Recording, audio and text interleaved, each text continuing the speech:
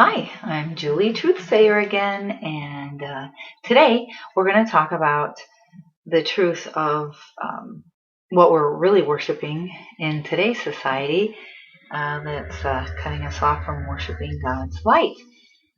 And if we look at the 7 deadly sins, we kind of see that those are totally rampant in our society today. Those sins are pride, greed, anger, envy, gluttony, sloth, and lust. Now, I think they're called deadly sins because they deaden the Spirit of God within us. They're like false gods that we worship because they mainly, a lot of them feel good, but it's just a finite feeling of fulfillment, whereas if we worship the true God of light, we are eternally fulfilled. We don't need anything else. So let's look at pride. I'm going to read some Bible verses for everything, and so we know what God's teachings are on these different deadly sins. In 1 Timothy chapter 3, verse 6, it says, well, they're talking about who they're going to get for the head of their church. And it says, not a novice, lest being lifted up with pride, he fall into the condemnation of the devil.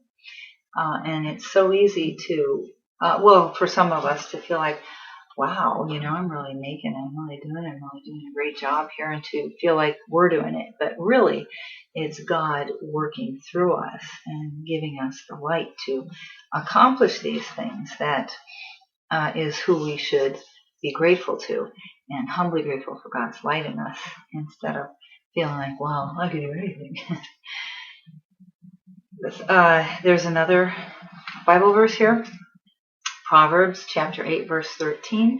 The fear of the Lord is to hate evil, pride, and arrogance, and the evil way and the perverse mouth. And I know I have a real problem with a perverse mouth. I really have to work on that. And in arrogance and pride, we see it in today's leaders a lot of times too, that,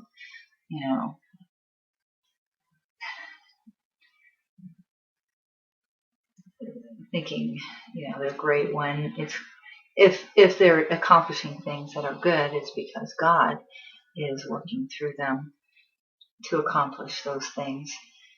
So we need to be humble, bend the knee in humility, and ask for God's help in all things and for all accomplishments, and be humbly grateful to have God work through us to accomplish those things of light. If we look at greed, money is not God. Money is not God. Money is not God. In our society today, money is just worshipped like it is God, and it cannot bring that everlasting joy and light. And we are guaranteed in this country the pursuit of happiness, but and everybody thinks, well, money will bring them ultimate happiness and fulfillment. But if we look at rich people, they're not particularly happy. In fact, there's quite a few suicides in the rich community, and craziness and drugs and everything. They just go through the same things we go through, except they have a lot of money to go through it with, but they're not particularly happy unless they're using their money to help others or fulfill their divine plan that God has put into their hearts and their souls to accomplish in this lifetime.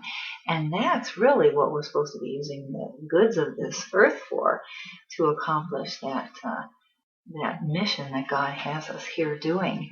And that brings fulfillment when we have that urge to really accomplish something. And we go, wow, I really want to do this with my life. And don't let anybody tell you that you can't accomplish it, that cards are stacked against you, because that's a lie. You can do anything you want through Him who strengthens you. Anything. It is God's will, and those good things that are in our hearts to do. Yeah. So So do I.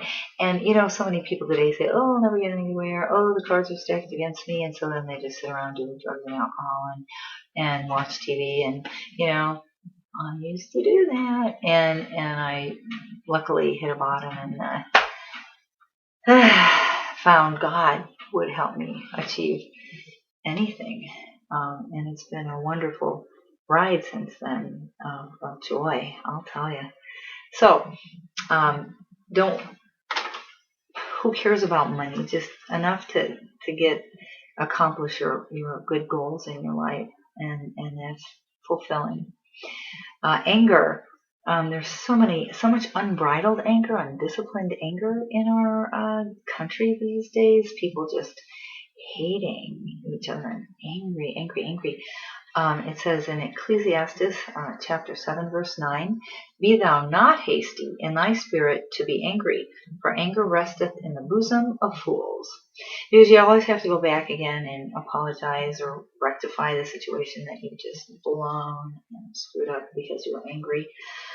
It's better, it says in Proverbs 19, verse 11, the discretion of a man deferreth his anger, and it is his glory to pass over a transgression.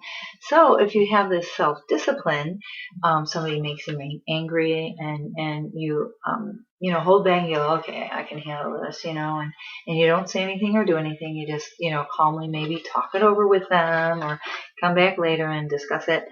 It says then you won't get involved in committing a sin and then have to go back later and, make amends or something. So, you know what? There's another Bible verse in greed. Matthew 19, verse 24, it says, "And again I say unto you, it is easier for a camel to go through the eye of a needle than for a rich man to enter the kingdom of heaven." The kingdom of God, I guess it says. So, why even mess with money? I mean, I know I love it too. I love material stuff, but boy, it's really a waste of time if you're really looking to have your salvation in God.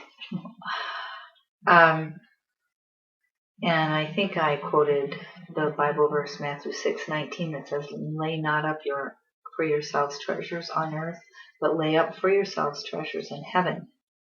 By doing good works and being honest and doing the right thing, you lay up treasures, that light-filled energy in light-filled heaven. So when God does your review at the end of your life, he goes, "Whoa, look at that. Look at all this light you created, thou good and faithful servant." Okay, so then envy. Even some political leaders today are telling people to envy other people's stuff, and it's be happy for other people that they're achieving some things in their lives, and be gracious and happy for them, and then work hard to achieve your own light in your life. And that's what it teaches us in the Bible, in God's works. Here it says in Proverbs 14, verse 30, "A sound heart is the light of the flesh, but envy is the rottenness of the bones." So, it just kind of decays anything within us that is good because we're going around going, they got that. Just be happy for them and be happy that you have the opportunity to achieve your divine plan in your life and ask for God's help for that. Get that light. And you could care less then. I mean, it's nice. It is nice to have stuff, but it's not going to get us into heaven. You can't take it with you, as they say in that one funny movie.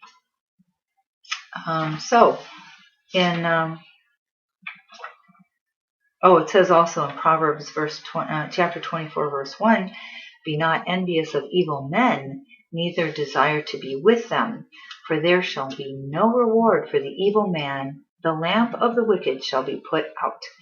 So that's telling us that if a man takes the light of God and produces evil with it and darkness, he will not be given any more light. to accomplish anything, because he's misusing the light that God gives us every day to achieve our divine plans here on earth and to manifest light and bring forth light and become all of the light of God. God gives us light every day, and some of us, produce a lot of darkness with it, and some of us produce a little bit of darkness. And so if you're hanging out with an evil person, they're not going to be getting any more light from God pretty soon, and you don't want to be like them. In gluttony, food is not God, food is not God, food is not God. And yet so much of our society today, well, actually, this lady, Jennifer D. on the web says obesity is getting worse. Over 2/3 of people in our society today are either overweight or obese, and it's getting worse. It's hard because we are a land of plenty, and there's plenty of, like calorious food around, but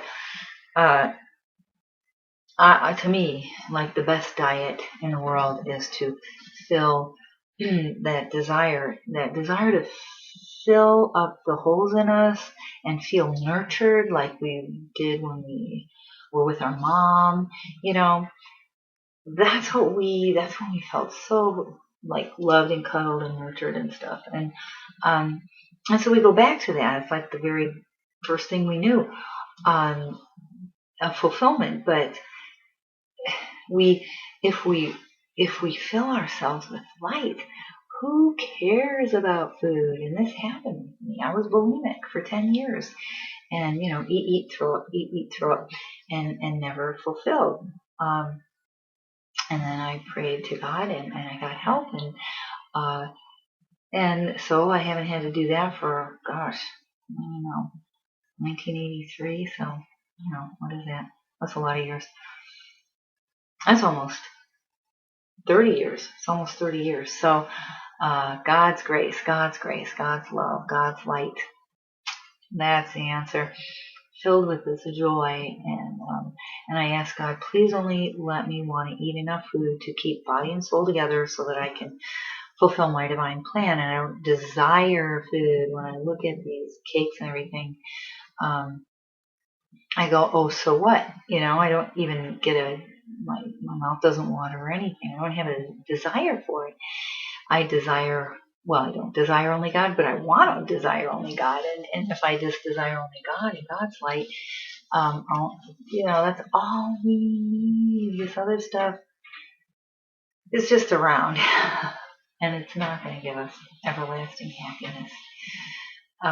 Unfortunately, because it tastes great, right? But so just pray to God. In here, sloth, in Romans 12, verse 11, it says, not slothful in business, but fervent in spirit, serving the Lord. And in today's society, so many people just want something for nothing. They want to just get what they can, and get over. But you don't fulfill. That way you want to, your God self wants to work hard and produce and fulfill that mission that God has for you. And so it's definitely not fulfilling just to sit around and do nothing and still get something for that. It's just we don't feel good about ourselves. And yet it's so prevalent in today's society.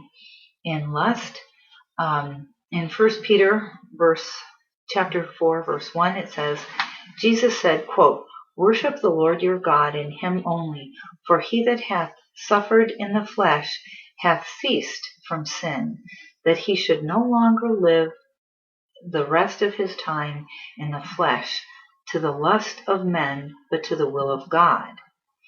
And then just a little bit later in 1 Peter chapter 4, verse 6, it says, but live according to God in spirit. So lust, it's another thing we could say, sex is not God, sex is not God, sex is not God. And yet so much in today's society we find people just thinking that that's the answer, and with various partners, and yet it doesn't fulfill us eternally at all. It's just another finite pleasure, you know. Okay, see you later. Bye.